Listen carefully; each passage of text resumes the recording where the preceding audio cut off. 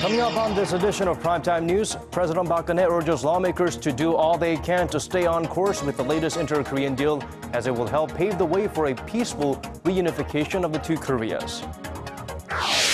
Before official talks on reunions get underway, South Korea's Red Cross jumps into gear, updating its list of surviving family members to send over to Pyongyang officials. And for 8 straight months, Korea's exports continues its downward spiral. But more concerning is monthly outbound shipment figures dipping below $40 billion for the first time since the year 2011. Stay with us for these stories and much more.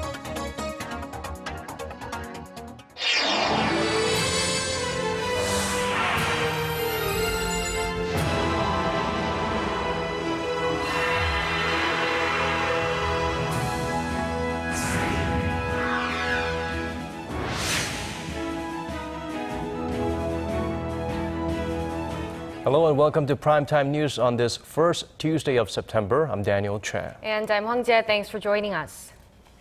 Just a day ahead of summit talks with China, where President Park Geun-hye is likely to address North Korean provocations, she once again underlines the importance of improving inter-Korean ties. Right. The president highlighted the importance of following up on the landmark deal reached between the two Koreas last week, as it will help bring peace and stability to the Korean peninsula. Choi Yoo-sun starts us off.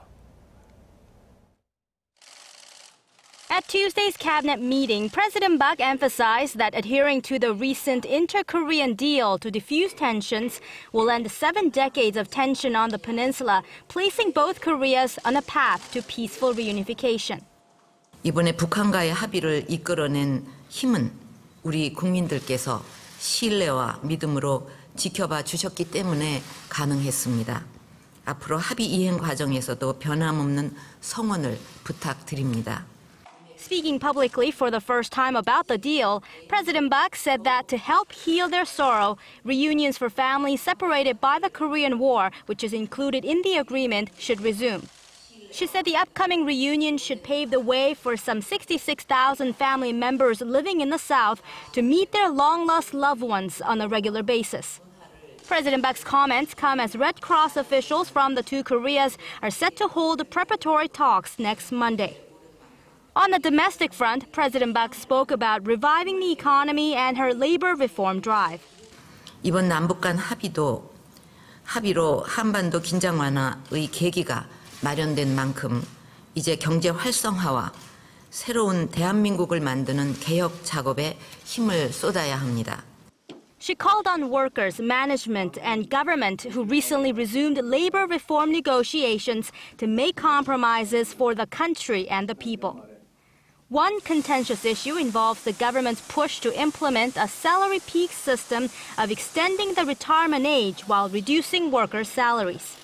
This is expected to encourage employers to hire more young people.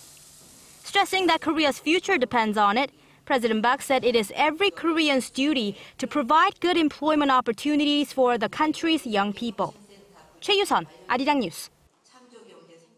The South Korean Red Cross is moving fast to push through the family reunions. It started compiling a list of candidates to meet with their long-lost family members.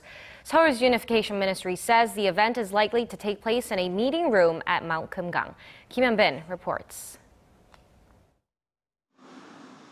The South Korean Red Cross has begun the selection process for a planned reunion of separated families from the Korean War. The move comes on the heels of a landmark inter-Korean agreement reached last week. Red Cross officials said they'll contact some 66,000 surviving South Koreans with family members in North Korea to learn their health status and gain permission to send their profiles to North Korean officials. Red Cross officials from the two sides are scheduled to hold working-level talks next Monday to finalize the details of the reunion. Seoul's Unification Ministry says it aims to negotiate holding reunions on a regular basis and expanding the number of families permitted to participate per round. The last set of reunions, held nearly 2 years ago, was limited to just 200 families over 2 rounds. The ministry added that the reunion will most likely be held in early October, as there is a high probability that Pyongyang will propose that the reunion be held at Mount Kumgang in North Korea. Time is ticking for family members separated since the end of the Korean War in 1953, as most are over the age of 70. Roughly half of the remaining 130,000 applicants have passed away since the end of 2014. Since 2000, 19 rounds of reunions for separated families have been held, with the last occurring in February of 2014. Kim Hyun-bin, Arirang News. The top diplomats of South Korea and the United States held their third bilateral talks this year in Alaska. Yoon Byung-se and John Kerry focused on ways to tackle North Korea's nuclear program and touched on the importance of China playing its part. For more on their discussions, we turn to our Hwang Ji-hye. South Korean Foreign Minister Yoon Byung-se and his U.S. counterpart John Kerry have agreed on the importance of China's constructive role in dealing with North Korea. This at a bilateral meeting in Anchorage on Monday, just days before President Park Geun-hye attends a military parade in Beijing to commemorate the 70th anniversary of the end of World War II. President Park's attendance had raised concerns that it may damage relations with Washington. The U.S. has declined to take part in the event, seeing it as a display of China's military prowess. But at Monday's talks, Yoon explained the reasons behind President Park's attendance, to which Kerry expressed sufficient understanding. Officials say Minister Yoon proposed bolstering trilateral cooperation with China to prevent North Korea making further progress on its nuclear weapons program. Beijing has been reluctant to get involved in three-way engagement due to its relationship with Pyongyang. It would be even better for us if a consultative body is formed and we can hold a meeting that can further heighten China's constructive role. Chinese President Xi Jinping is scheduled to visit the U.S. for talks with U.S. President Barack Obama at the end of this month. That meeting will be followed by summit talks between the leaders of South Korea and the U.S. in Washington in October. The two ministers agreed to use these occasions as opportunities to continue their cooperation against North Korea's nuclear ambitions. Hwang Ji-hye, Arirang News. In other news, Japanese newspaper Sankei Shimbun has refused to take down one of its columns that likened President Park Geun-hye to a Korean empress who was killed by Japanese assassins. The conservative daily came under fire for making such a comparison in its Monday edition, while criticizing President Park's decision to attend China's Victory Day parade. Sankei mentioned that Korea's Joseon dynasty had a female leader just like President Park, referring to Empress Myeongseong from the 19th century. In response on Tuesday, the Seoul government demanded the paper retract the controversial column through the Korean embassy in Tokyo. But the Japanese daily rejected Korea's request while expressing concerns over freedom of expression.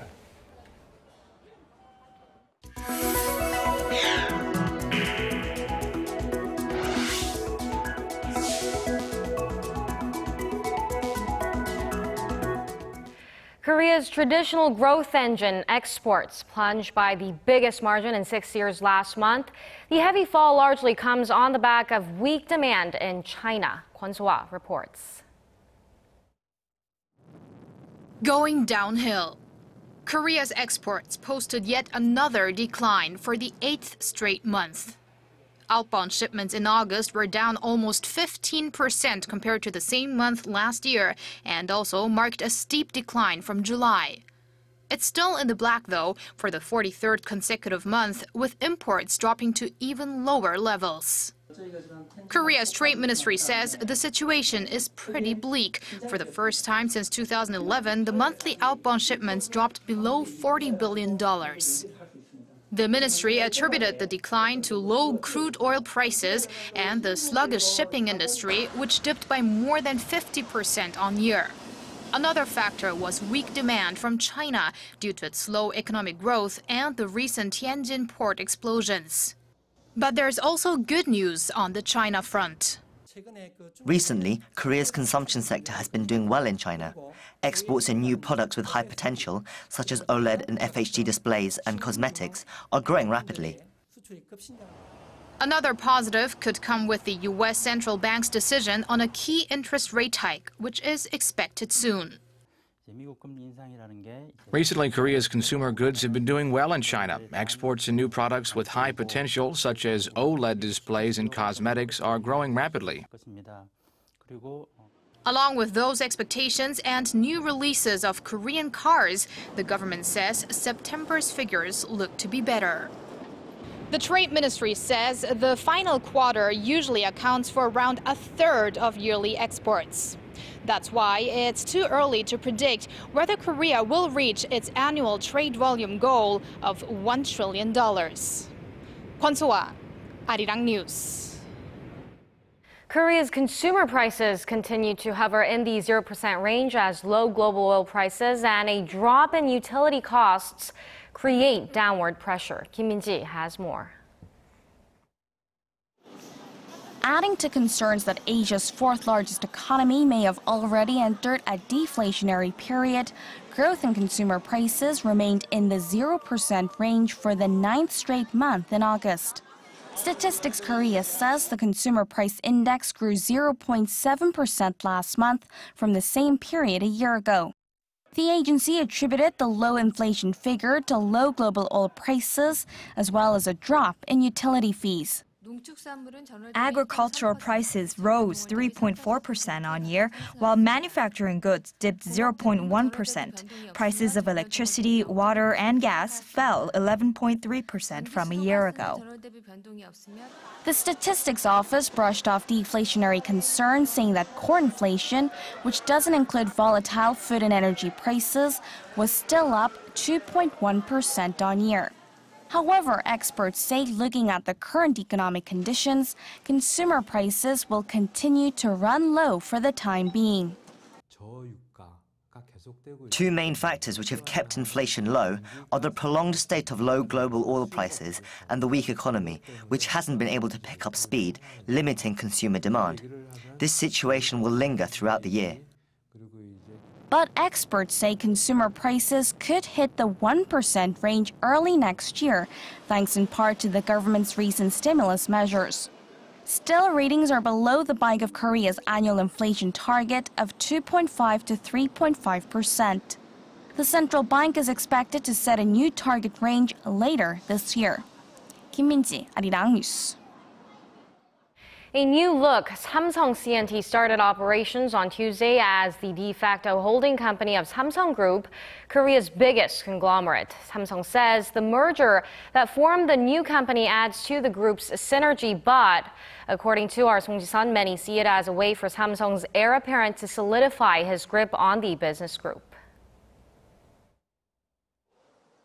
Samsung Group's construction arm Samsung C&T opens a new chapter in its history this week after its recent merger with Samsung's fashion affiliate Cheil Industries.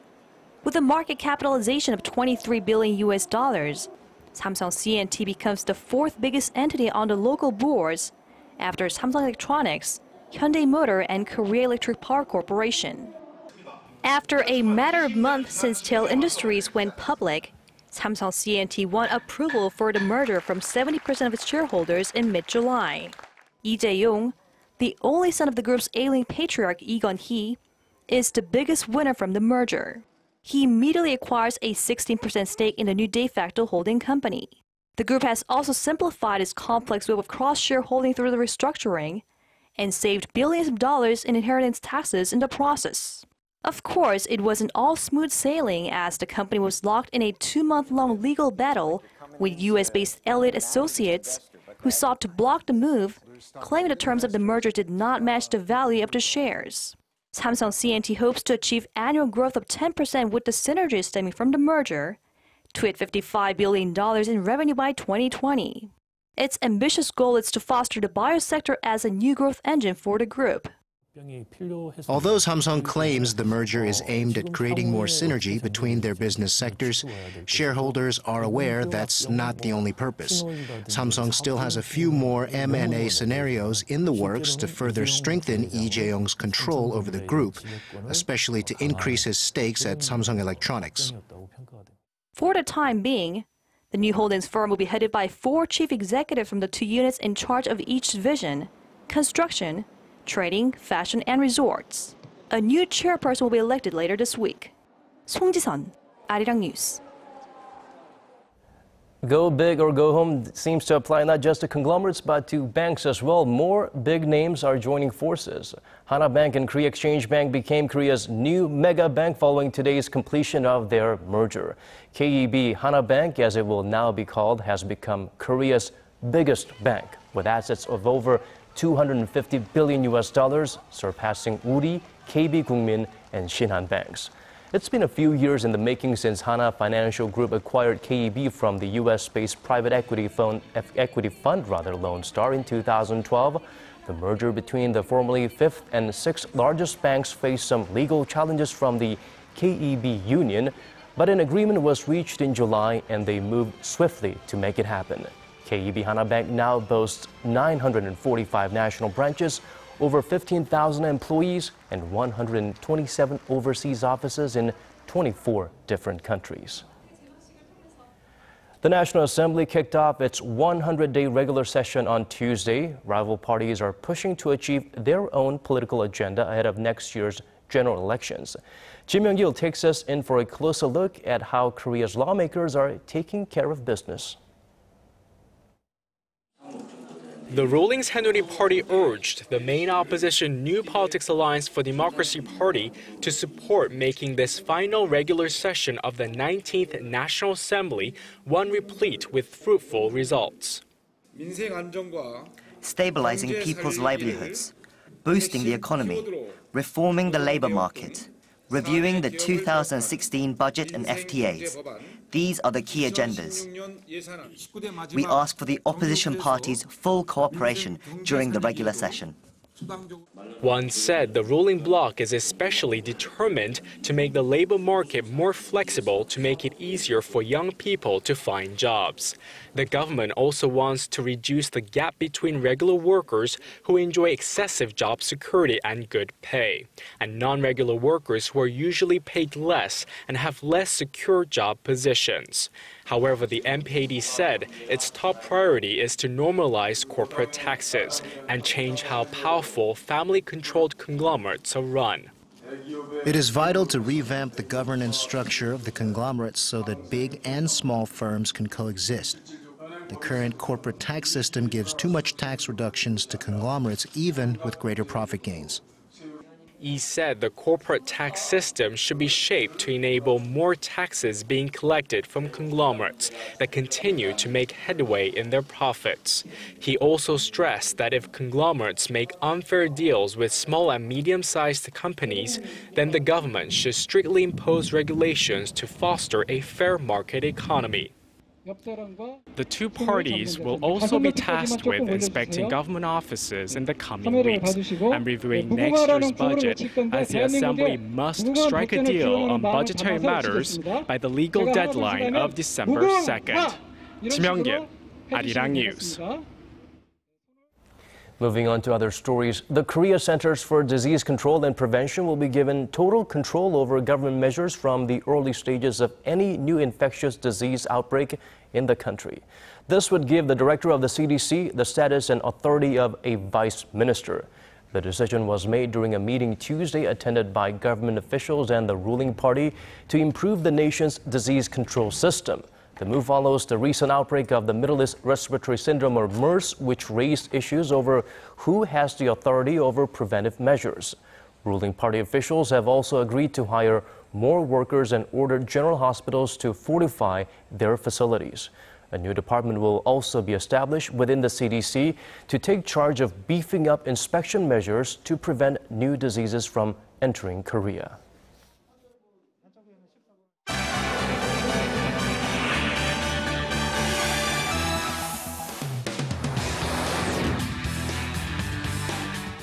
For the top international news headlines, we turn to our Bruce Harrison at the News Center. Today's focus, migrants in Hungary demand train travel to Germany. Thai police arrest a key suspect in Bangkok's fatal bomb attack. And the Pope says Catholic women who've had an abortion can now seek forgiveness. Bruce, let's start with the intensifying crisis in Europe, though, where massive protests unfolded outside a train station in Budapest. Ji-hye, hundreds of migrants in Hungary are pleading with authorities to let them travel to Germany. They've been protesting angrily since the main eastern railway terminus was closed on Tuesday. It was later reopened, but not to the refugees. Migrants waved tickets while clapping, booing, and shouting out Germany as police lined up, creating a barrier at the entrance to the station.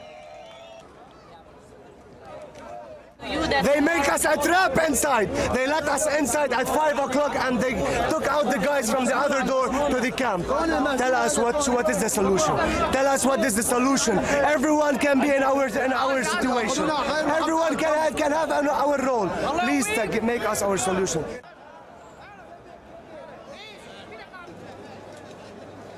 A government spokesman said the move to close the station to migrants is in line with EU law. He said anyone who wishes to travel within Europe must hold a valid passport and a Schengen visa.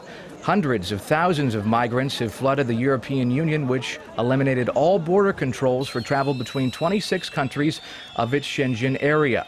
What the law states, people seeking asylum must stay in the country where they first arrived until their applications are processed.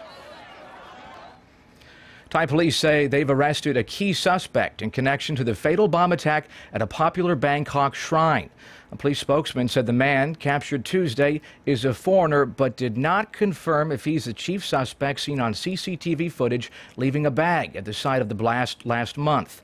Authorities apprehended the man along the border with Cambodia. They say he was involved in a second, smaller explosion in Bangkok the day after the attack that killed 20 people and injured more than 100. This is the second arrest made in the bombing case. Another foreigner was detained over the weekend, along with explosives, during a raid on the outskirts of the capital. Authorities said arrest warrants have also been issued for 3 other foreign male suspects. 14 foreign tourists were killed in the deadly blast, which the Thai government says was aimed at hurting its already ailing economy. Switching gears now, the Roman Catholic Church is offering foreigner forgiveness for what it calls a grave sin. Pope Francis said in a letter Tuesday he will allow all priests to absolve women who have had abortions. All priests will be able to do so during the Church's upcoming Holy Year or Jubilee, under the theme of mercy, announced by the Pope back in March. The Church teaches abortion is a sin punishable by excommunication for those who have or perform the procedure. The Pope also described the existential and moral ordeal faced by women who have terminated pregnancies. In his own words, he said he's met many women who bear in their heart the scar of such a painful decision. The Pope's letter, however, did not mention people who perform abortion. The Holy Year lasts from December 8th through November 26th. And that's your international news for now. Have a great night.